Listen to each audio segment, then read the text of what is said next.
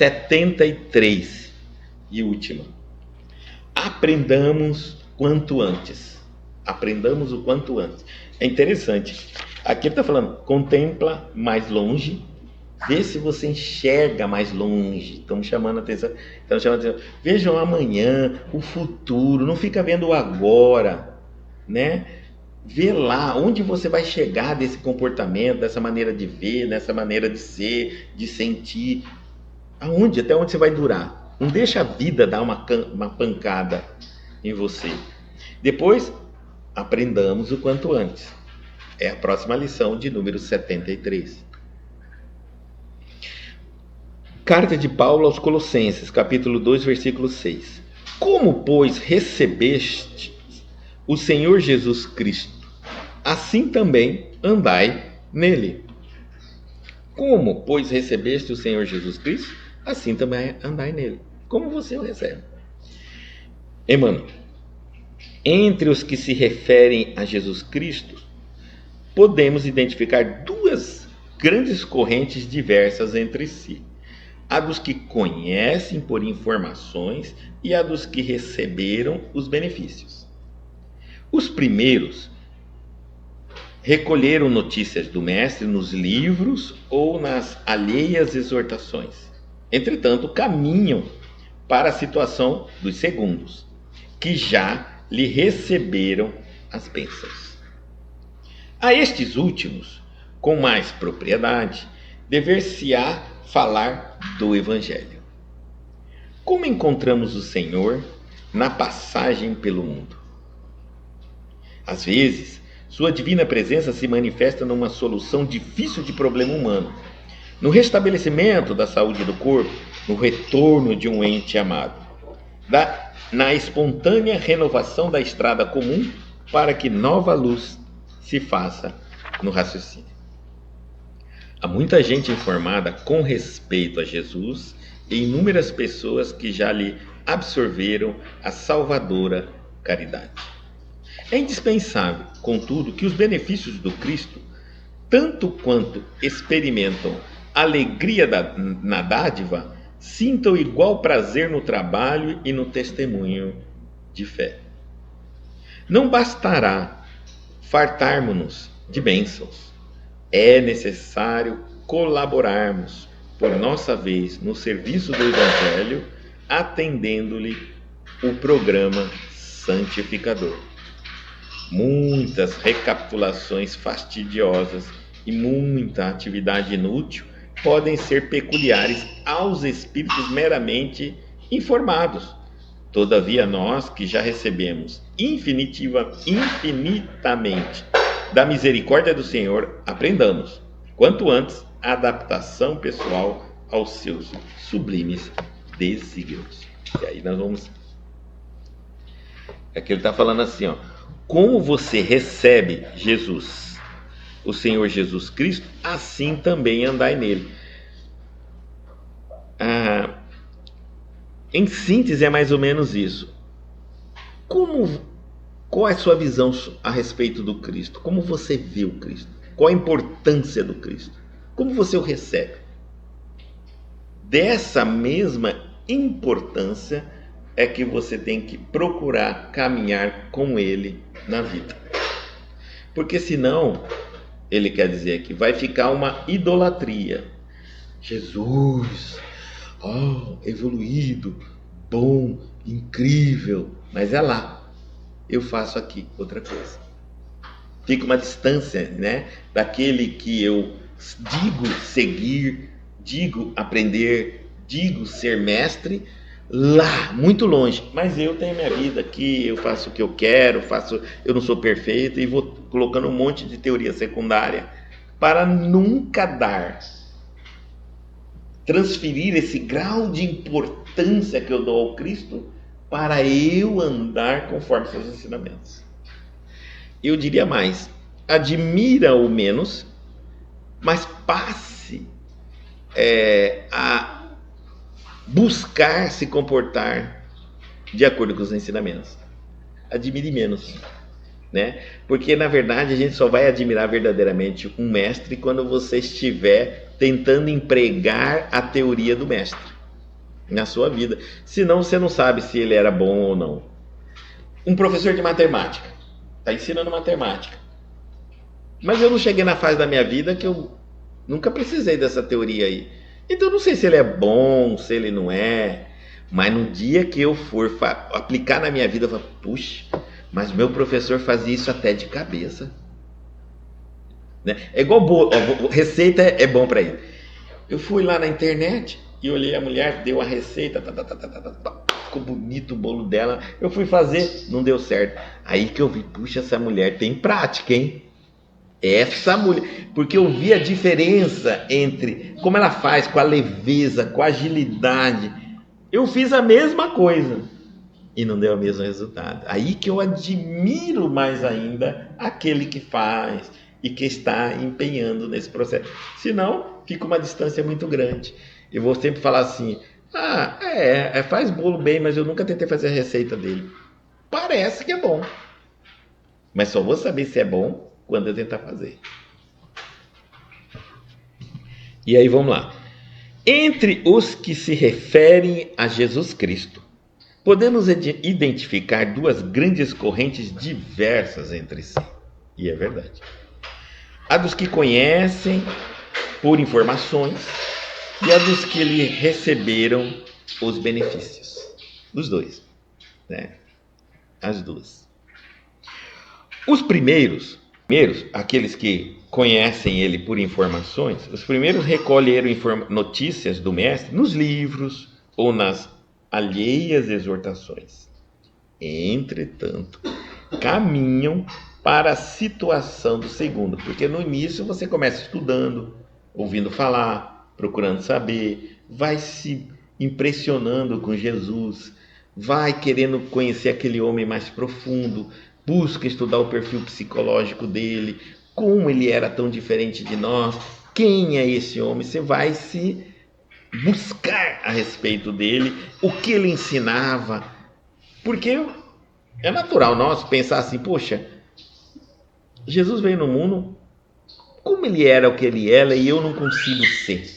Aí eu me encanto e vou indo atrás para tentar entender quem é esse homem, como ele conseguia ser isso. E aí, então os primeiros recolhem notícia de Jesus nos livros, nas alheias exortações. Entretanto, caminham para a situação do segundo. Aí ele vai falar agora do segundo. Eles estão caminhando, só conhece ele de conhecimento, mas já está indo para o segundo grupo, que já lhe conhecem as bênçãos. Agora ele vai falar para o grupo que já recebeu alguma bênção. Aí aqui é aquilo que eu sempre falo para as pessoas. Existe um comportamento cristão que é perfeitamente entendível e até coerente com o ser humano, aqueles que conhecem o Cristo apenas teoricamente. Aqueles que de alguma forma reconhecem uma bênção, ter recebido uma bênção na vida, é diferente. E tem pessoas que às vezes já receberam mais de uma bênção na vida, são capazes de dizer, eu já recebi várias bênçãos. Não é possível que os dois tenham o mesmo comportamento, porque um não teve experiência nenhuma, só tem teoria. Pode até às vezes duvidar, mas o outro já teve a bênção, a experiência com o Cristo. Não tem como ser igual ao outro, não é verdade? Então vamos lá. A estes últimos que receberam a bênção, que mais propriedade dever-se-á falar do Evangelho. Olha que interessante. Então há uma pergunta assim, Guto. Muitos discutem, né? Será que meu filho já está começou, meu filho, será que está na idade para ir para a religião? Idade para ir para a religião, tomar informações? Evangelização infantil. Idade para trabalhar na religião. Para trabalhar já. Não na religião, assim, em algum lugar.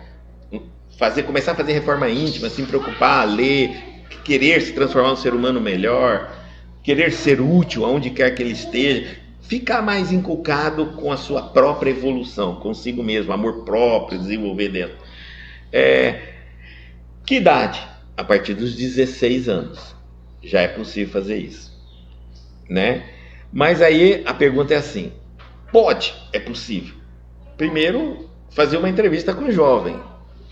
Você se considera uma pessoa que recebeu alguma graça, alguma bênção, cada um dá um nome, milagre?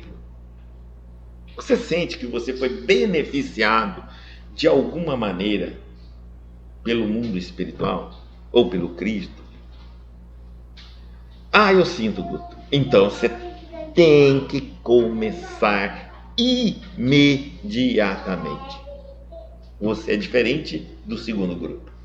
Não, Guto, minha mãe e meu pai tem essas noia aí que eles falam, noia na cabeça aí, eu nunca vi, nunca ouvi, não. Comigo não tem nada disso não, eu tô na boa, tô numa boa aqui. Então, olha, continua no estudo, na leitura, tudo bem, sem problema. Por quê? Porque mesmo que você tivesse recebido, você nem reconhece isso, ou seja, você nem percebeu. Ainda está dormindo. Não, fica tranquilo. Tá certo, vai continuando a ler, estudar. Já tem menos exigência para si próprio. Eu estou dizendo, quem que vai exigir isso? Ah, meu Deus, você está querendo dizer que no mundo espiritual, quando eu morrer, alguém vai cobrar? Não. Sua consciência, você mesmo, sua consciência. Uma coisa é eu duvidar daquilo que eu nunca tive experiência. Outra coisa é eu duvidar daquilo que eu próprio digo que tive experiência. E aí vem aquele primeiro: se eu não acredito em mim, se eu não confio em mim, quem vai confiar? Se eu não acredito nas minhas experiências, se eu não acredito no que eu vejo, que eu ouço, que eu sinto, quem vai confiar? Tem que ser você, né? Então, e aí é uma coisa muito interessante, que a gente vai vendo que algumas crianças, desde pequeno, elas têm, depois de uma certa idade, ou depende, elas tiveram algum problema de saúde, e aí houve uma intervenção, muitas vezes os pais orando, e aí já houve uma intervenção espiritual, e isso marcou a criança, a experiência de vida da criança marcou, porque ela tem lembrança de que ela adoeceu, de que alguma coisa levaram ela em tal lugar, e aí então ela foi curada naquele lugar, né? Outros, desde pequeno, tem uma relação marcante com o mundo espiritual, certo? E outros que não tem nada. Passou uma vida tranquila até hoje e vai morrer sem nenhum contato. Então, são os dois grupos. Geralmente, as crianças já começam desde pequeno tendo essa relação, essa proximidade, ou vai crescendo e tem algumas experiências. Olha, essa experiência, ela pode ser assim, por exemplo, eu estava com muito medo de passar numa rua, aí eu vi uma voz, ou me deu uma coragem muito grande, ou eu vi um homem muito estranho, fiquei com muito medo, aí apareceu um senhor do nada e me atravessou comigo. Assim, o que eu estou falando assim, a criança, ela pode não entender como criança o que aconteceu, mas como espírito ela sabe que aquilo ali é algo inexplicável. Compreendeu? Marca. Por quê? Porque marca igual sonho. Tem sonho que marca e tem sonho que você nem acabou de acordar, já esqueceu. E tem sonho que fica muitos anos. A experiência é de cada um. Não tem como dizer que é isso. Então, quem teve alguma experiência, uma marca, esse é o segundo grupo. E aí, sobre o segundo grupo, ele está falando assim: a estes últimos, com mais propriedade, dever-se-á falar do Evangelho. Mas aí, como que eu vou falar do Evangelho? Eu não estudei Evangelho, não leio Evangelho. Então, aí, procurar mais. Porque você tem um porquê. Você já foi marcado, você teve uma experiência, você tem algo pelo que fazer. Sua fé tem uma experiência, tem uma certa convicção. Tem pessoas que falam assim, olha, olha, não é ver, ouvir, não. porque pode ser que não vê, não viu nada, mas é uma fé intuitiva. Ela falou, ó, eu saí no mundo, olá, saí no mundo. Puxa, eu poderia ter me arrebentado aí, ó, entrar na droga, prostituição, violência. O que é esse mundo senão? Tem adulto que tem medo de sair no mundo. E eu, às vezes, vivia no mundo. E uma certeza, uma segurança de que eu não estava sozinho. Eu conseguia lidar com esse medo, com essa incerteza, e como se eu soubesse já o que eu tinha que fazer, e como tinha que fazer, e o que estava errado fazer. E quando eu mesmo olho, faço uma reflexão do meu aprendizado, às vezes meus pais eram simples, ele não deu detalhado não, cada coisa. Porque o mundo aqui fora é tanto cheio de novidade todo dia que você já não sabe nem se está correto ou não. Imagina, uma pessoa um jovem, que sai com 16 anos de casa, está com 30 anos, na época não existia nem videogame, nem jogo. Já aí aparece. Ele vai saber que aquilo está certo ou está errado? Pelo caso da educação do pai, nem tinha para os pais falarem. Mas ele nasce com aquele conteúdo que ele vai conseguindo selecionar. E ele sabe que isso não é normal. É a experiência dele, que ele teve. Nunca teve sozinho, discutia.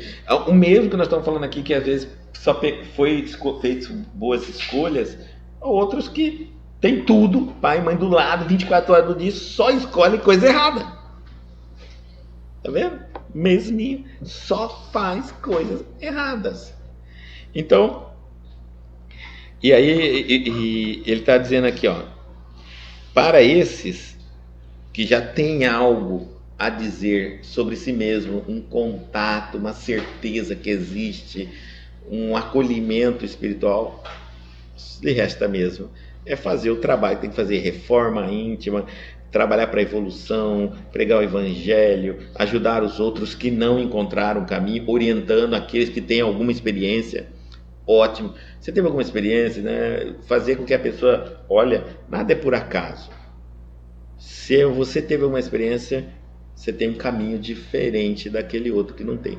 Um veio para acordar, você já está acordado, você tem outro caminho.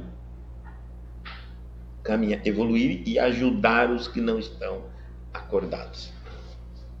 Por isso que às vezes na família, só desperta e segue na religião verdadeira, sério, dedicado, responsável.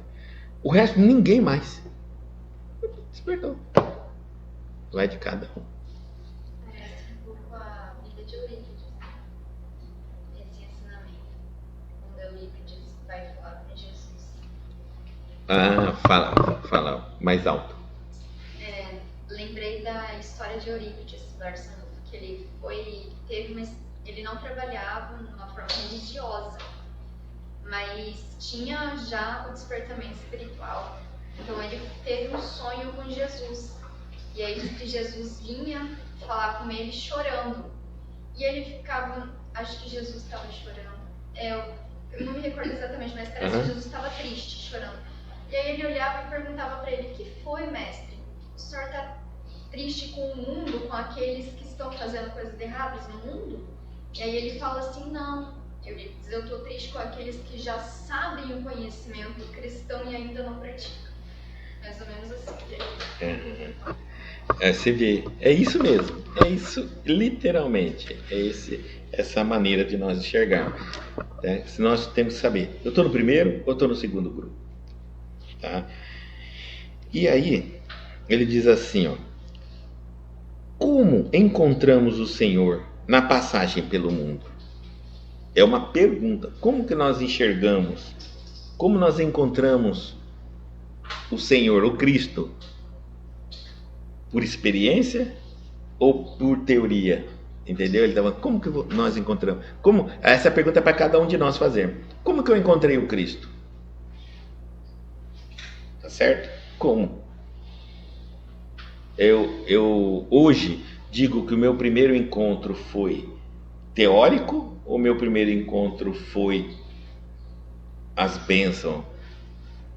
E que aí então eu fui encontrar o Cristo. Acredito que muitos de nós é o teórico. Mas tem um outro grupo também relativamente grande, que é pelas bênçãos, pelas graças. Às vezes, continuando, tá? Às vezes sua divina presença, aí vai falar aquilo que eu falei, se manifesta numa solução difícil de problema humano. Você está com uma dificuldade e acontece uma solução.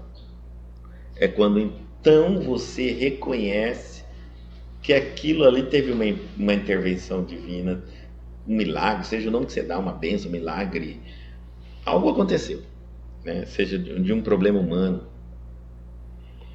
No restabelecimento da saúde do corpo, uma doença, e que de repente essa doença é curada. No retorno de um ente amado, né? E aqui, ó, no retorno de um ente amado mostra muito isso, tá? Ó, as duas coisas. Na solução difícil de um problema humano, nós temos relacionamentos de todos os níveis. E às vezes, não é que resolve, mas ameniza tanto, do nada, sem nenhuma das partes terem tomado diretamente uma atitude. Sabe aquele inimigo ferrenho, aquele relacionamento terrível, e de repente ele para de perseguir. Ele nunca vai te pedir, ele nunca veio te pedir perdão, você nunca teve chance de dizer para ele nada. Some. Não é que ele sumiu, que você não sabe onde ele está, ele sabe onde você está, sabe onde ele está. Ele parou de te perseguir. Nem falar mais mal, fala. Que maravilha. Do nada. Outro. No retorno de um ente amado, que às vezes se vai, sai fora, abandona o lar, deixa a casa, às vezes, e nós sabemos quanto existem dos trabalhos da espiritualidade para destruir as famílias e tudo mais, e de repente também não teve nada possível de ser feito assim dentro da lógica humana, aquela pessoa volta, né, e reconstrói tudo novamente. Ele está dizendo as áreas que pode acontecer, né? Ó, na espontânea renovação da estrada comum, para que nova luz se faça no raciocínio. Então, ele está falando assim, ó, olha, volta.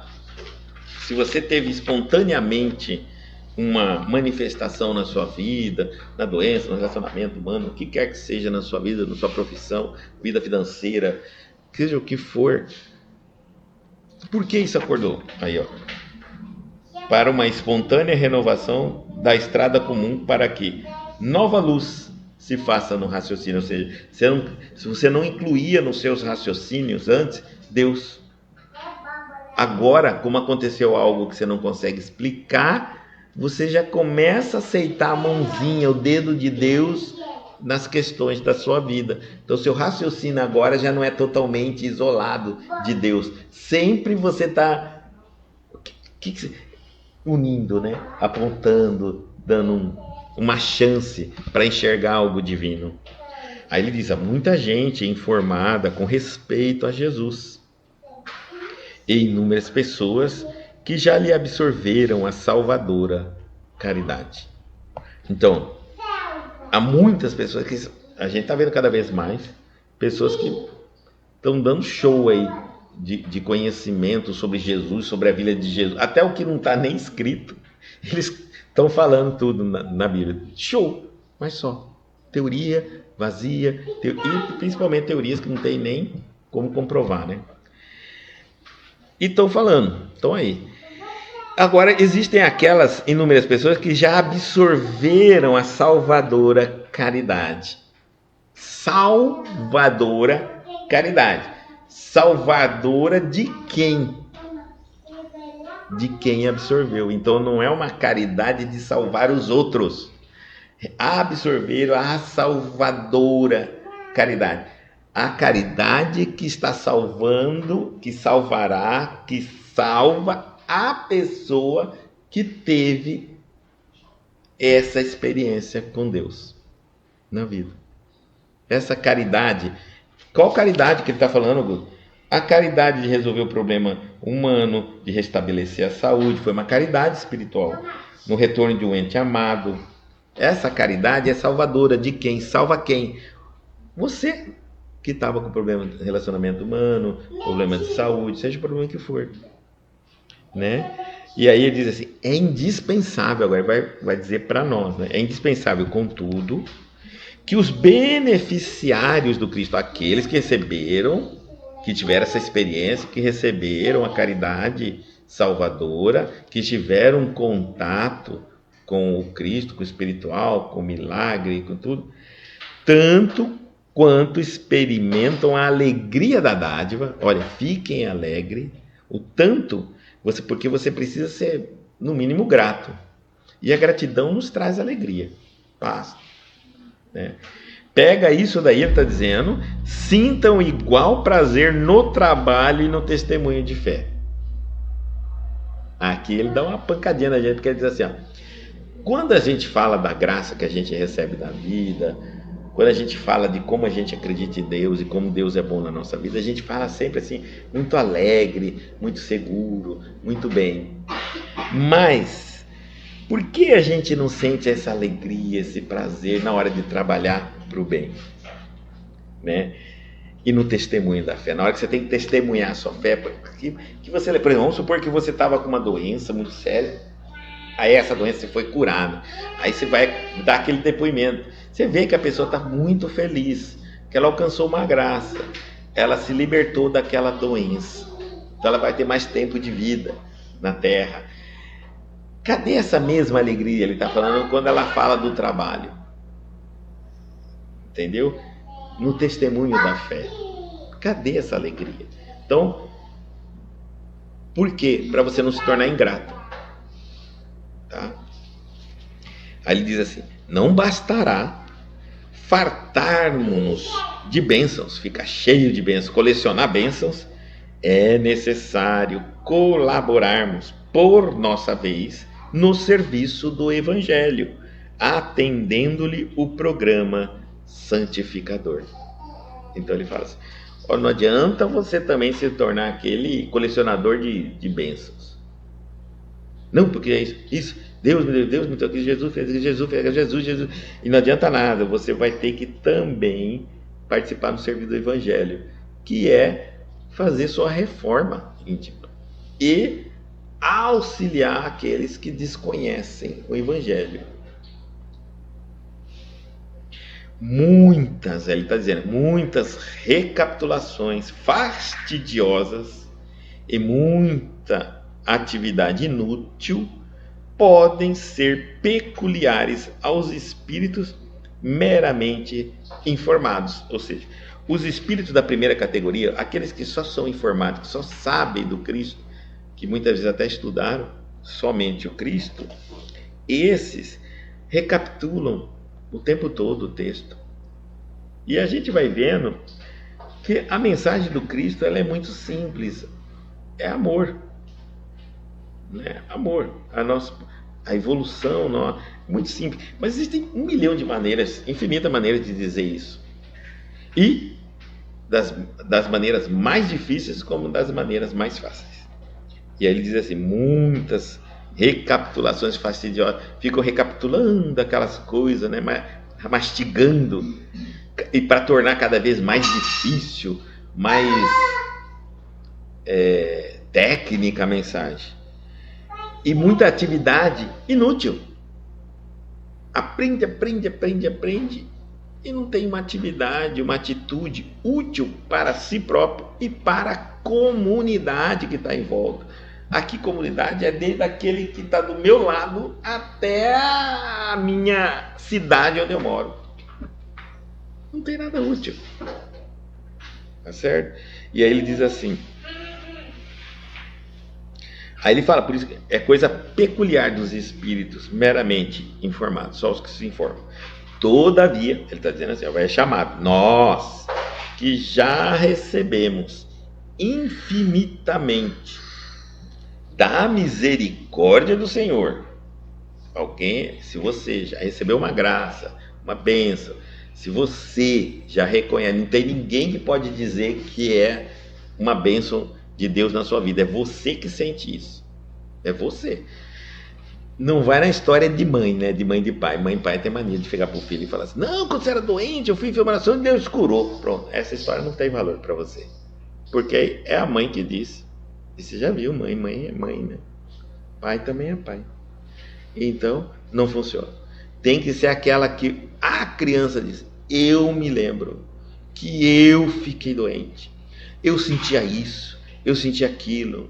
E minha mãe ou meu pai, sei lá, fizeram, me levaram, eu fui. E ali eu senti que eu curei. Ou ali eu vi, ou ali eu vi, ou ali eu acreditei. Ou eu não vi nada, não senti nada, mas quando eu saí dali eu curei e tenho certeza que foi ali. É a experiência pessoal, não é aquela que pai e mãe implanta no filho. Então, muitas. Daí ele diz assim: todavia, nós que já recebemos infinitamente a misericórdia do Senhor, aprendamos, quanto antes, a adaptação pessoal aos sublimes desígnios. Adaptar-se. Olha só, então, a partir do momento que eu penso assim, minha vida teve uma intervenção de Deus.